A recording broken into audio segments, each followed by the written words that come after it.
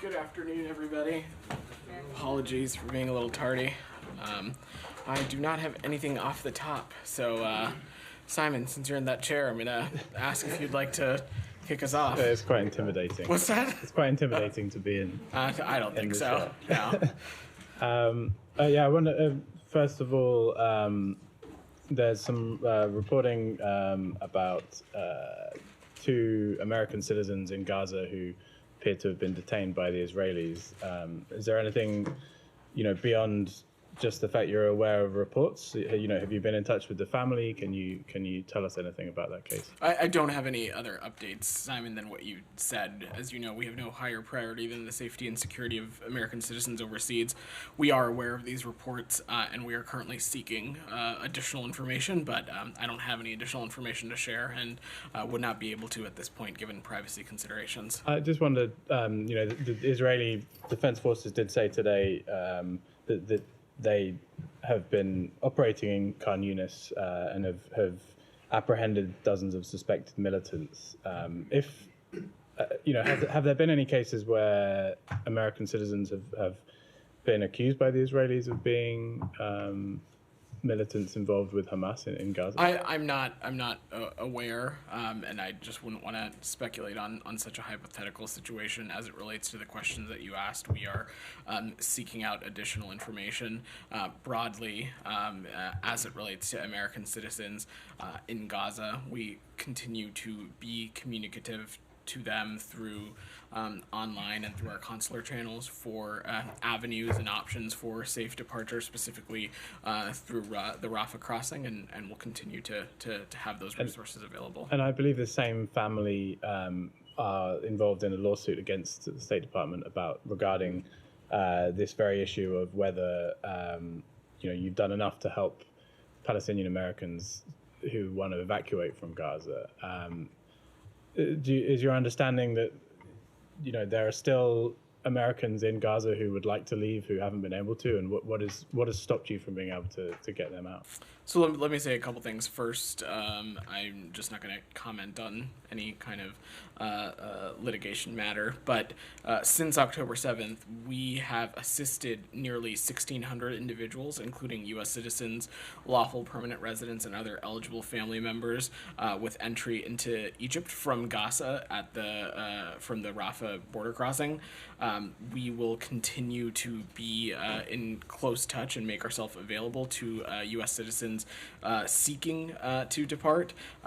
We believe that the vast majority of U.S. citizens so far who are seeking assistance have reached out, and our expectation continues to be that we expect the number of American citizens, LPRs, and eligible family members who are able to depart, we expect that number to continue to grow as long as the crossing remains open. Again, you've heard me say this before, this is not a crossing that the United States of America has any control over. It's not one of our ports of entry, but we'll continue to work closely with the Egyptians, the Israelis, and others on the safe departure of foreign nationals. Can I follow up on it?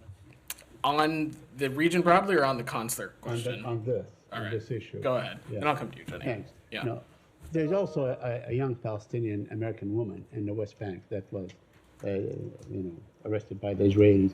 What mechanism do you use to follow up on these things? Do you do it through the embassy, or you go directly to the?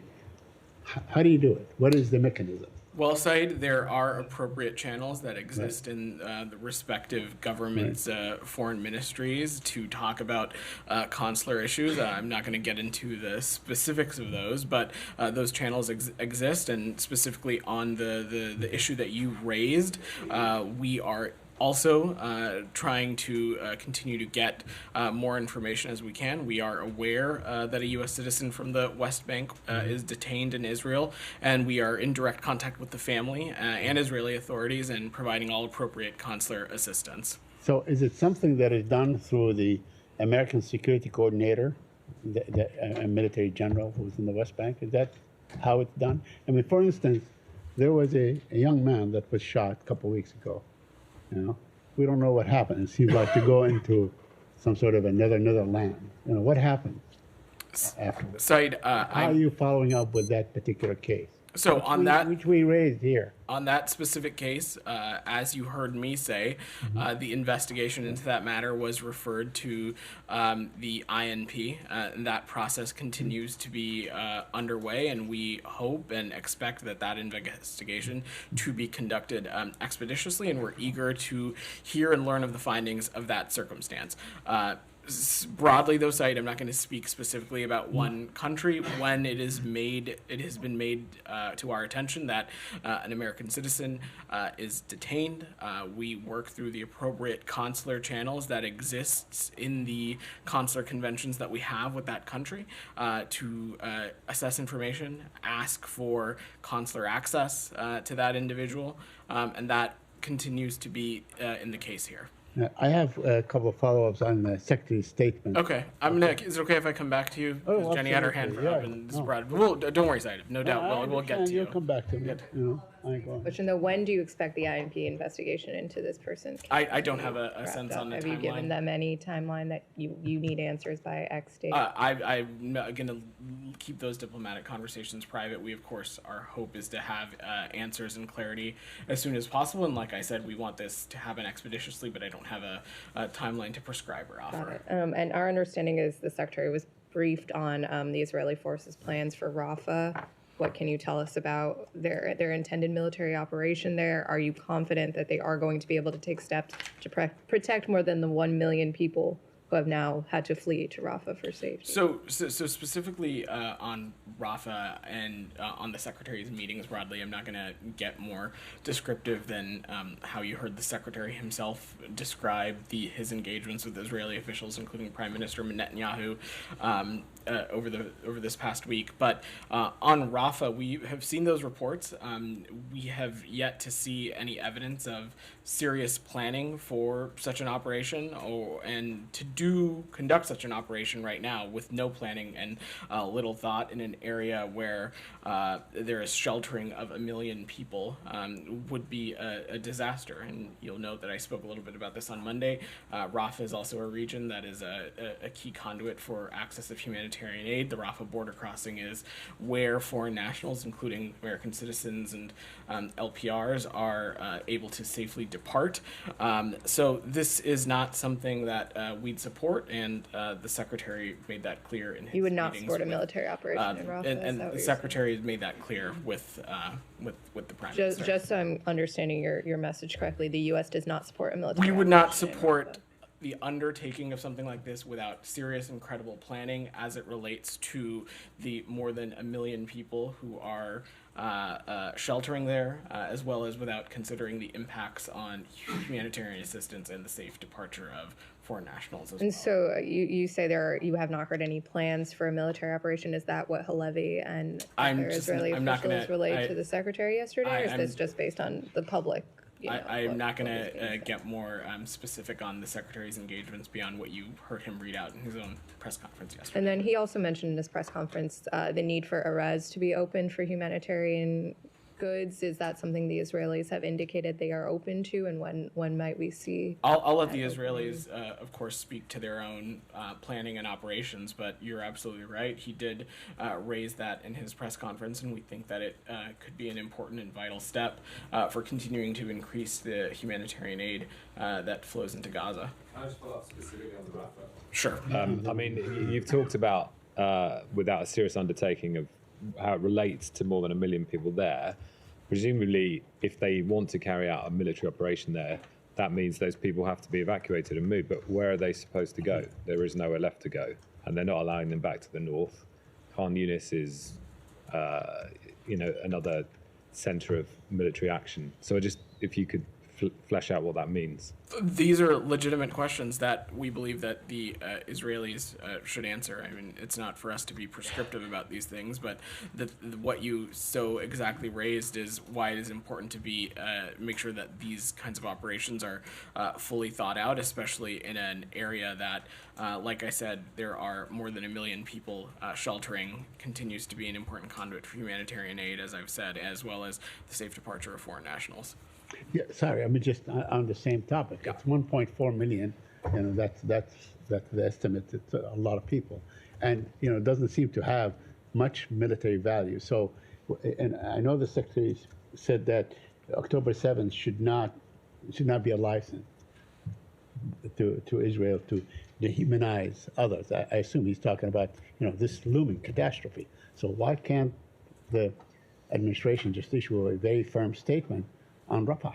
Because obviously until most recently, it had no military value, none whatsoever. Said, it's really that's not. what the Israelis kept saying. It's really not for me to Right. stand up here and speak to what has military or strategic value or not. What I can just say and is reiterate what I just said is that such an operation needs to be conducted with planning and factoring and taking the things into consideration that I laid out, specifically the more than 1 million people sheltering, the impacts on humanitarian assistance, and we have not seen such kind of planning take place yet. And therefore, as I said, the Secretary made clear that this is not something that we would support.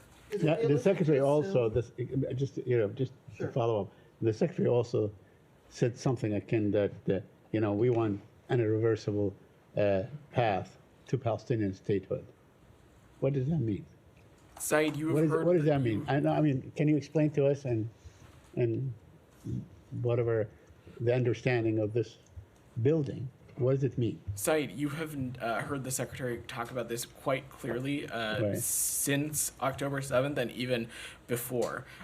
We believe that there is an avenue and an opportunity here to get us out of this endless cycle of violence, to work towards and make credible progress towards a two-state solution, a Palestinian state. And we believe that that is a key factor in how we look at regional stability and security for the overall region, and to get us out of this endless cycle of violence. No one here is being prescriptive about what exactly that policy is. As the Secretary said in Tel Aviv, part of this diplomatic process is engaging in a variety of these ideas and engaging in a lot of these policy proposals. So is it conceivable to go to the UN Security Council and say, talk or maybe recognize a Palestinian state, although it may not be implemented, let's say, in the immediate future? Is it conceivable that the United States would not veto it if such a resolution is proposed? Saeed, I'm not going to entertain or get into hypotheticals. You've heard us say before that a Palestinian state should be realized through direct negotiations. That's not a position that has changed. But what the Secretary said was that there are a number of policy options that people may propose as part of that process, and our focus continues to be on the diplomacy needed to bring all of this about, getting ideas, getting proposals from concerned and appropriate regional parties, and putting together a credible and clear plan. That's part of what the Secretary is doing on his travels to the region. Is it fair to assume that if the Israelis described to the U.S. why they needed to go into Rafah, what they would be doing in Rafah, what the targets would be, would the U.S. be in support of such a mission? And echoing what my colleagues have already raised, where would people go? Egypt has already indicated it does not want people coming into the Sinai. It does not want a refugee problem in the Sinai. So 2 parts. Rosalind, I'm just not going to get ahead of a hypothetical or a process here. I've seen these reports about a military operation into Rafah. As I said in answering Jenny's question, we have not seen evidence of serious planning for such an operation. And to do any kind of such thing right now with no planning and little thought in an area where more than 1 million people are sheltering, an area that is a key conduit for humanitarian aid entering Gaza, a key conduit for the safe departure of foreign nationals, that would be a disaster. It's not something that we would support, and the Secretary made that clear to the Prime Minister. Yeah. Leon, go I ahead. was wondering, because from this podium, and you've always been very clear that you are not involved in operational We are not. planning. We are Yeah, not. of course, That yes. is- And that is they absolutely didn't correct. they didn't give you a heads up in Gaza. They've never given you a heads up really on the operational operational planning, and you've always been very clear that you are not, obviously not involved and not, and now you're saying you want to see those plans before they do what they do in Rafah? That's not what I'm saying, Leon. What I am saying is that we have not seen evidence of serious planning around this operation. And of course, But what kind of evidence are you waiting for? Are you expecting? We've just spent the past, 15 minutes talking about how there are 1 million people sheltering in this region, how it's a region that is a key conduit for humanitarian aid and the safe departure for foreign nationals. I'm answering yours and your colleagues' questions about what our viewpoint would be on this. And so we've been pretty clear that we've not seen any evidence of any serious planning around this, that we've seen these reports, and we've also reiterated what the Secretary laid out when it came to his concerns, which you saw him address in Tel Aviv as well. On the evidence thing, though, so did the IDF and everyone Blinken met with yesterday say we are not going into Rafah? I am not going to speak to the specifics of the meetings and engagements that the Secretary's had beyond what we have already wrote out, and he gave a pretty lengthy press conference that your colleagues on the road attended and asked questions. Yeah, we all watched the press conference, but we're trying to figure out how you were saying there is no evidence you have seen if he had an entire briefing yesterday with top Israeli officials. Yes or no, did they tell him we are not going into Rafah? I'm just not going to get into the specifics of the engagement that he had on the road. Yeah, Vedant, Israeli Prime Minister has said yesterday that he directed the army to prepare for an operation in Rafah. Again, when I'm saying that we've not seen these reports, Michelle, what I'm speaking about is that reports around the serious planning for such an operation. And we believe that planning for such an operation should require some thought into the more than 1 million people who are sheltering in the area. It's also an area that is a key conduit for humanitarian aid and the safe departure of foreign nationals. Conducting an operation without thinking these pieces through is not something we'd support, and the Secretary made that clear to the Prime Minister. And what's your assessment or the department's assessment for the Secretary's trip? Was he able to achieve the goals that he set before he went? Michelle, in all of our travels to the region, we go with some broad goals in mind and broad goals that we hope to continue to push forward. One of those, of course, continues to be doing everything we can to ensure that hostages can come home and that the hostages that are being held and continue to be unaccounted for can be released and come home. Additionally, we continue to do everything we can to try and push for additional humanitarian assistance to flow into Gaza. That continues to be something the Secretary raised. You saw him talk about how important we feel that Erez be opened for humanitarian aid to flow into Gaza. And additionally, we'll continue to coordinate appropriately with regional parties on two fronts. First, taking every step we can to ensure that this conflict does not expand, it does not grow and wade into other parts of the region. And additionally, of course, as Saeed was talking about, beginning to lay the groundwork and have conversations about a solution here that gets us out of the endless cycle of violence and closer to a two-state solution, which we believe is integral for peace and stability in the region. Any progress that's been made on any of these points that you already... You saw the Secretary lay out a number of these things in his press conference yesterday, and as it relates to how we are talking to our partners in Israel and other regional interlocutors about humanitarian aid and some of these other issues, and we'll continue to work at them. Go ahead, Simon. Follow up on this.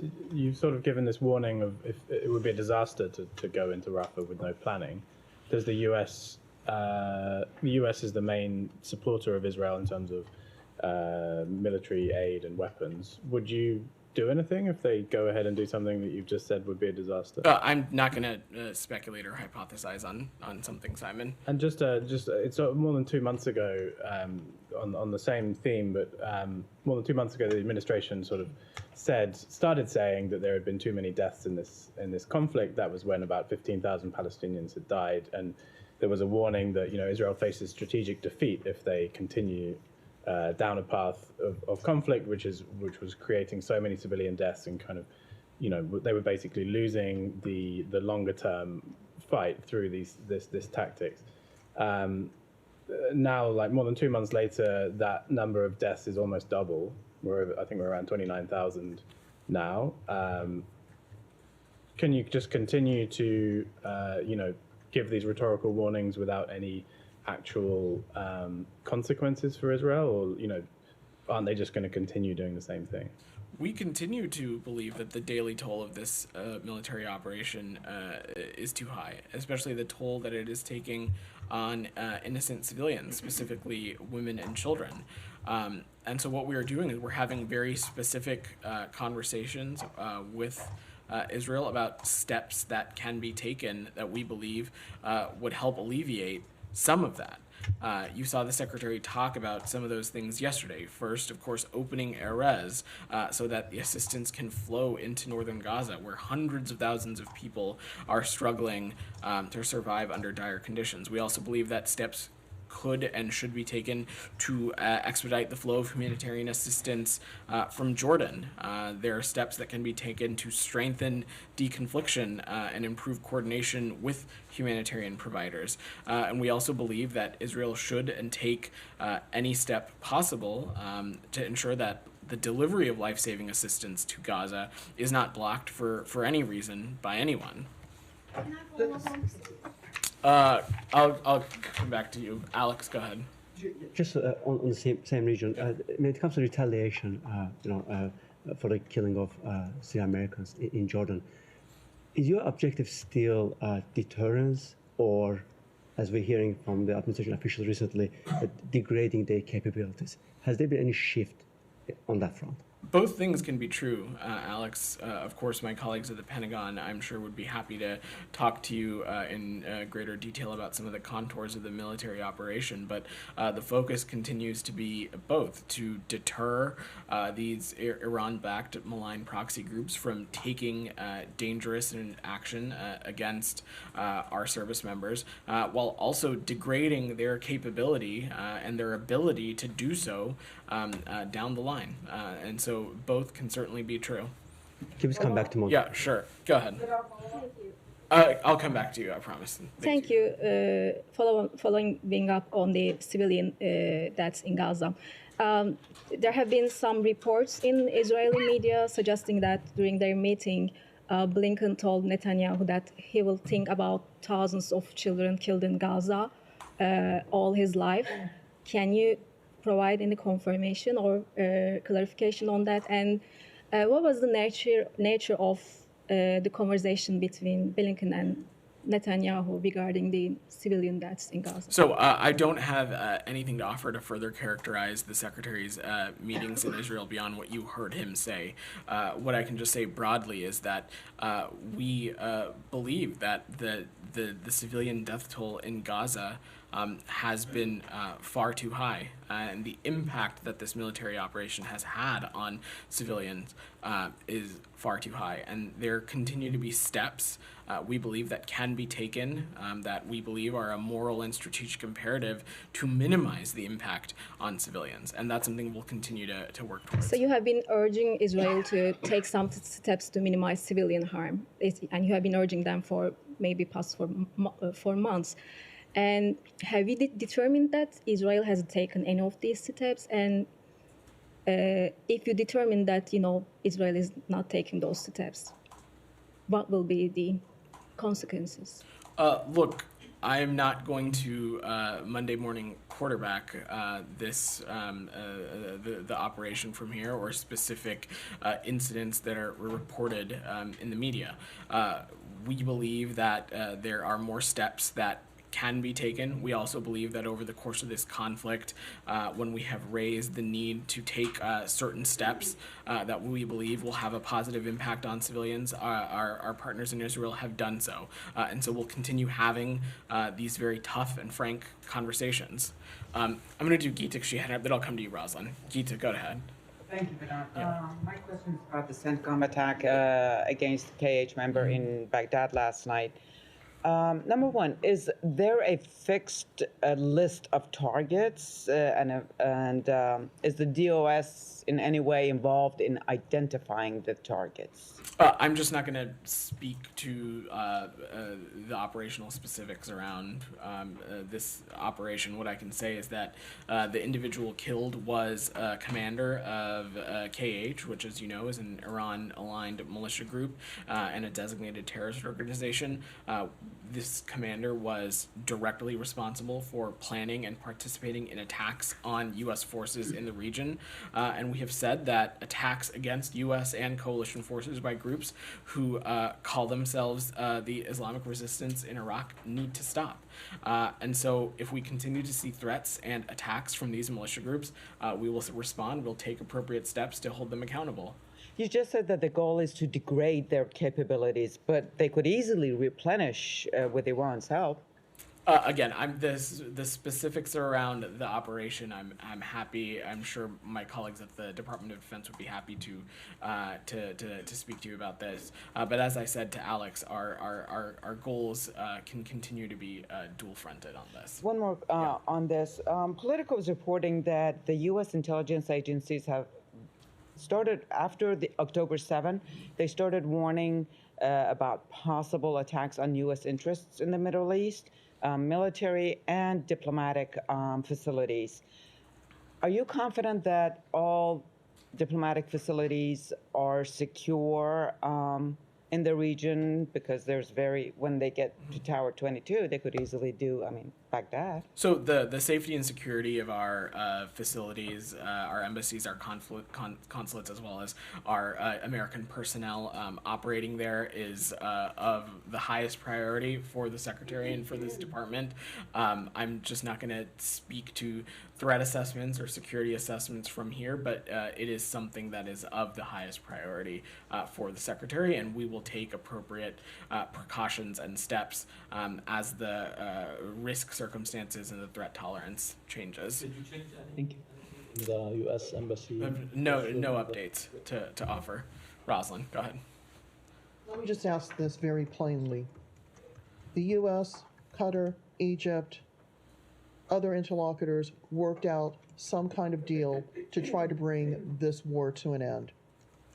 Hamas came back with its concerns. Netanyahu yesterday said, absolutely no way, no how. Where is the space to try to negotiate an end to this war? Well, first and foremost, I think it's important to remember that the negotiations and the specifics and the sensitive conversations around these things are, of course, often best kept to be done in private. But I think the Secretary was pretty clear yesterday that while certainly there were some clear non-starters in the proposal, that we believe that there is space to continue to pursue negotiations and see if we can get to an agreement, and that's what the United States will intend to do in hopefully a constructive role.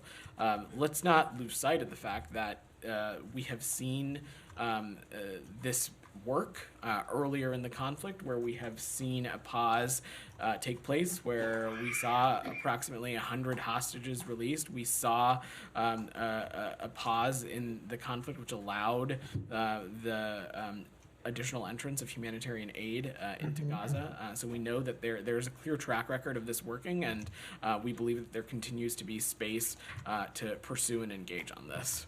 Is the U.S. trying to temper expectations because as the war continues, it becomes easier for Netanyahu and for his government to maintain a hard line?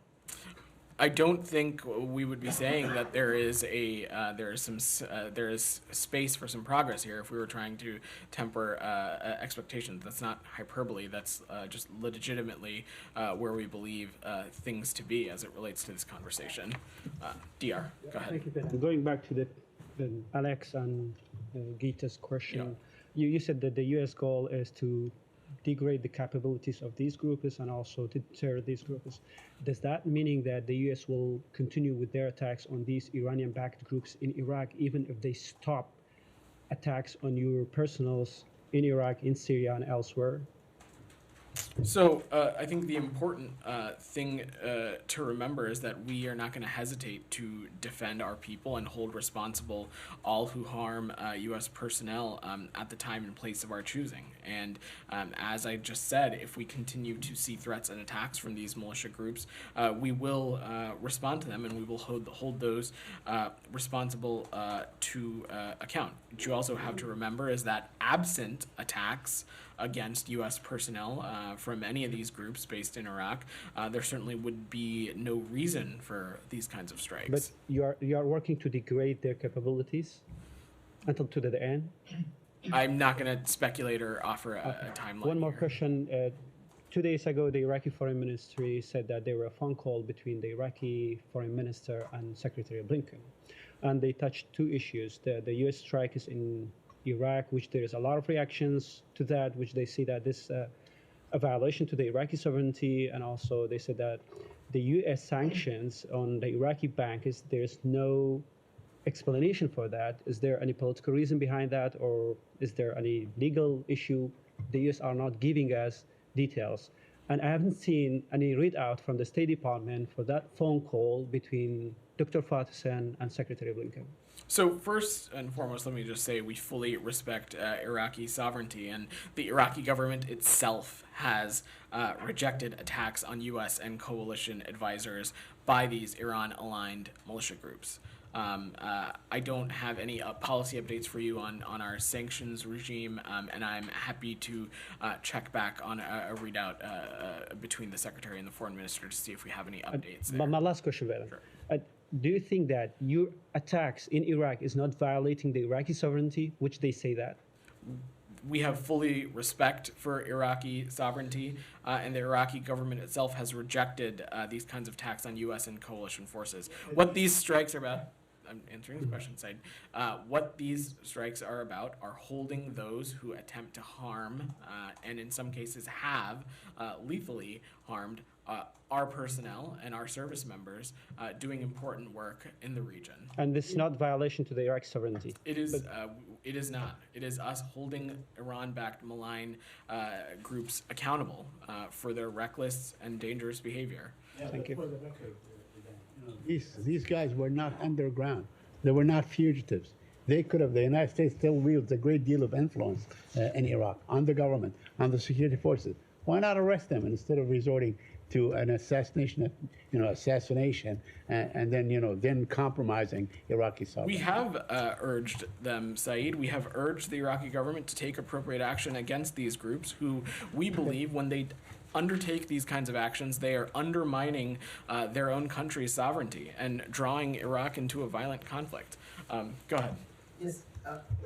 We learned that Amos Hochstein has been handling Lebanon's file in all aspects, not just the negotiation to stop the war or expand the war in south of Lebanon, also the presidential file to maybe the cabinet in the future. Is it because the State Department failed to do so, or why this shift of responsibilities to a special envoy and not for any office? So the State Department continues to be integrally involved in our engagements around Lebanon, as well as making sure that this conflict does not spread further, specifically as it relates to Israel's northern border. Of course, Senior Advisor Hochstein also plays an integral role, and this is a collaborative effort involving a lot of key players across the interagency. Okay, one more question. Right. This ongoing negotiation, maybe it's direct talk or indirectly between Israel and Hezbollah, mediated by U.S. and other European countries helping out to find a solution, a diplomatic solution at the border, maybe back up Hezbollah forces on the blue line and maybe applying 1701 in the future. Some reports came out that soon that we're going to hear a ceasefire at the Lebanese border, despite if there is any ceasefire in Gaza. Is it something that you can give us extra information about the ongoing negotiation? I don't have any updates for you on that, but I'm happy to check and see if we have anything to share. Janie, go ahead. Thank you, President. Two questions on Russia and North Korea. The Russian ambassador to North Korea said that if United States continues to take provocative actions against North Korea will conduct its seventh nuclear test. How would you react to this? Well, this kind of rhetoric is just another example of the kind of behavior that we believe to be just incredibly destabilizing, risky, and dangerous.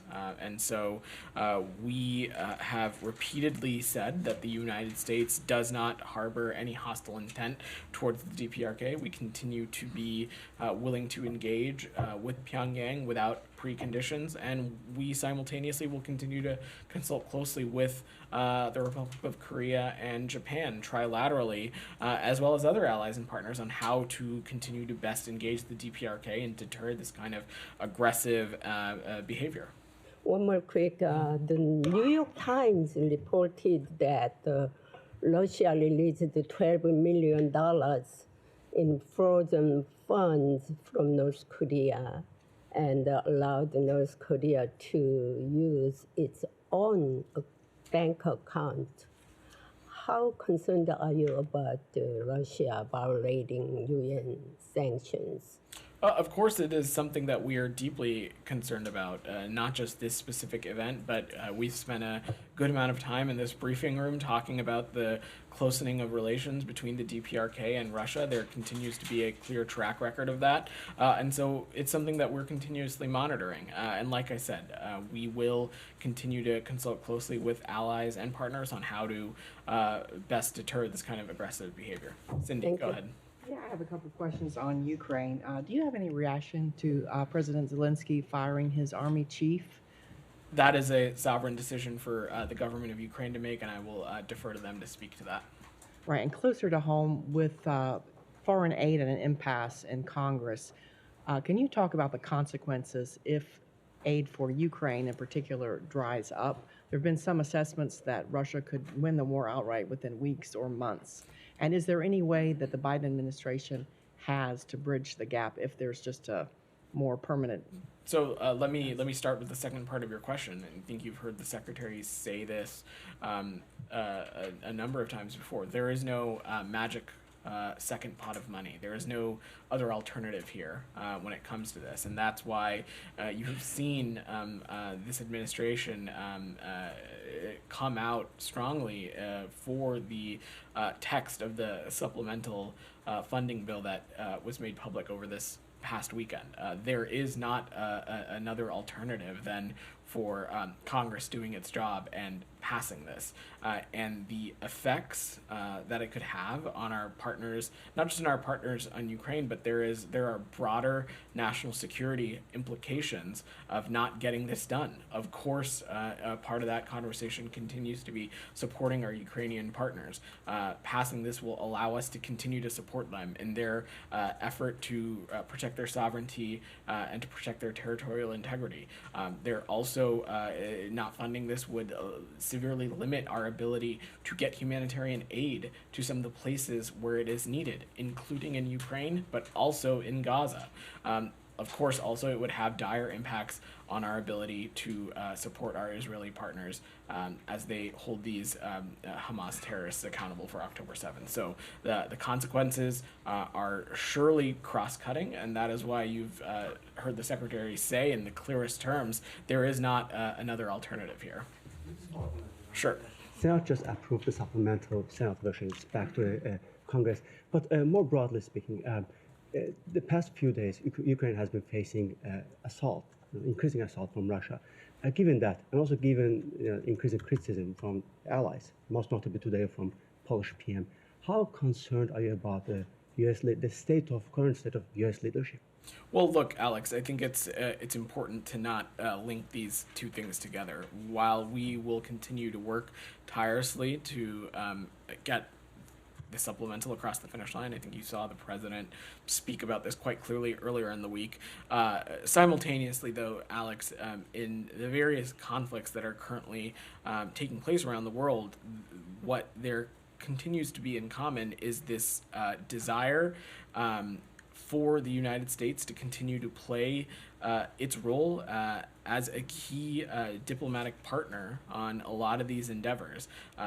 countries around the world are seeking further U.S. engagement in preventing these conflicts from spreading and holding malign actors accountable. And so that is a role we'll continue to play and we'll continue to engage. You saw the Secretary do some of this on his travels as it relates to the conflict in Gaza right now. And on the flip side, don't want to dig into Tucker Carlson debate, but given the fact that the Secretary has been on the record urging journalists, American journalists, not to go to Russia, and also GEC came up with the special report just 2 weeks ago, confirming how Russia has been using historically same tools to, push its propaganda in the Western capitals.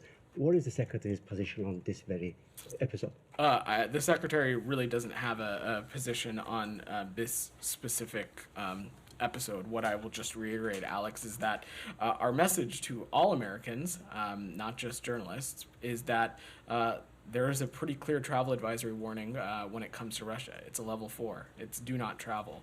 And the reasons for why that is our very serious recommendation are pretty clear. And we have seen just in the past year and a half American journalists being detained in Russia just for doing their job.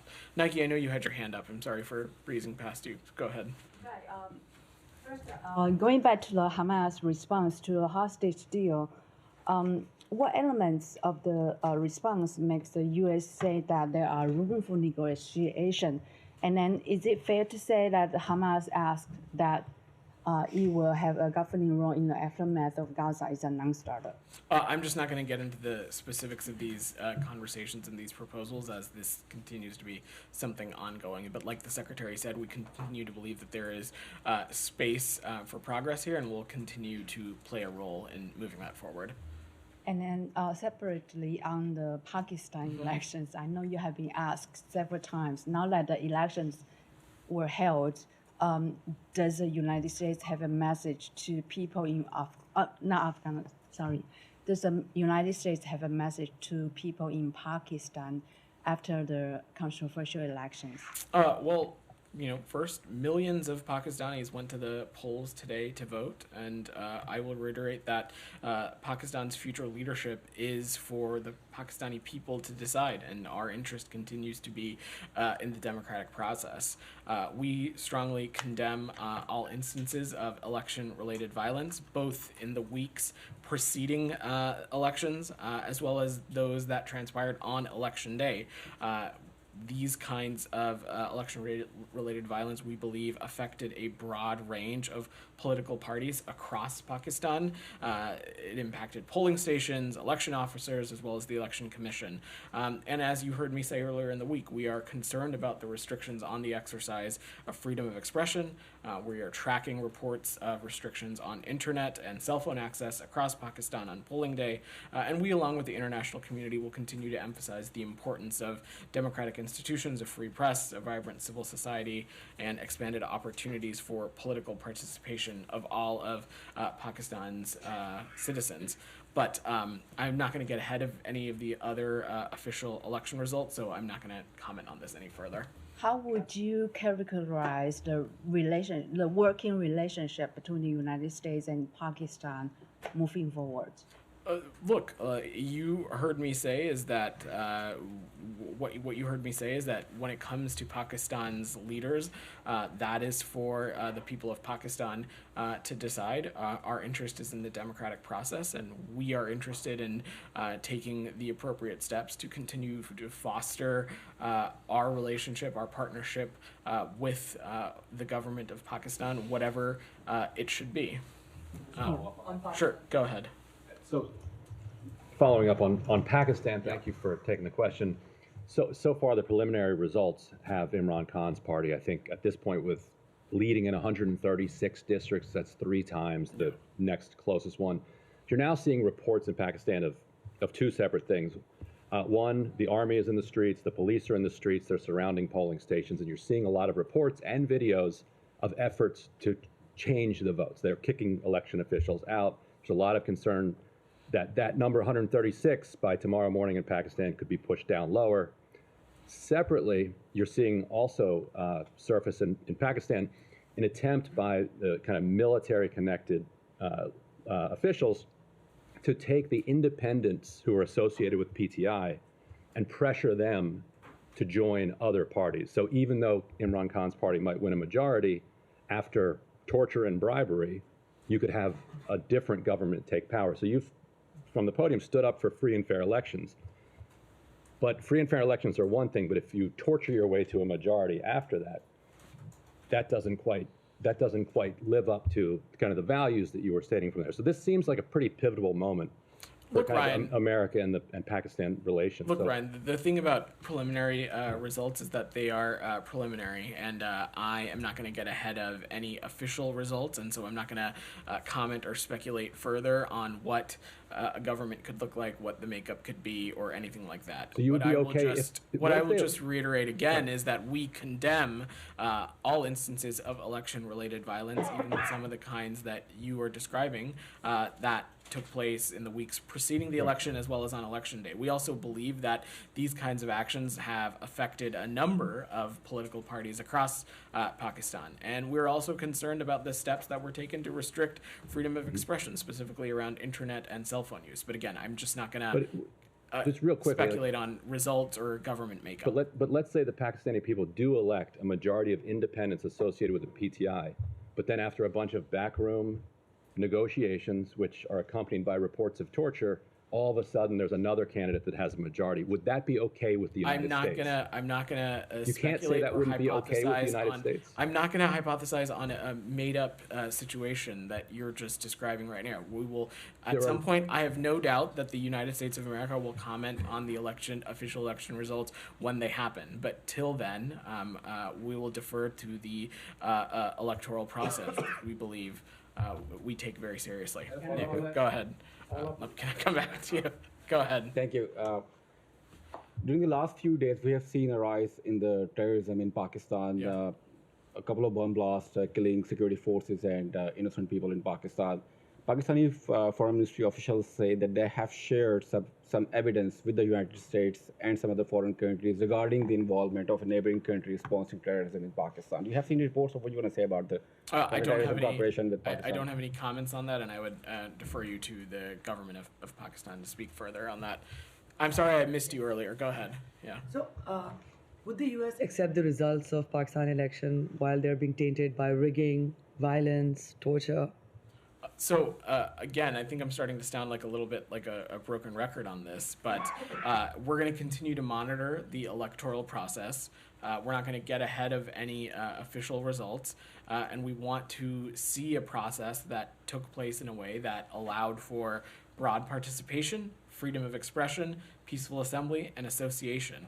And there were some clear restrictions of the exercise of freedom that took place, addressed some of those in speaking to Nike and Ryan's questions, specifically around internet and cell phone use, and those, of course, are concerning.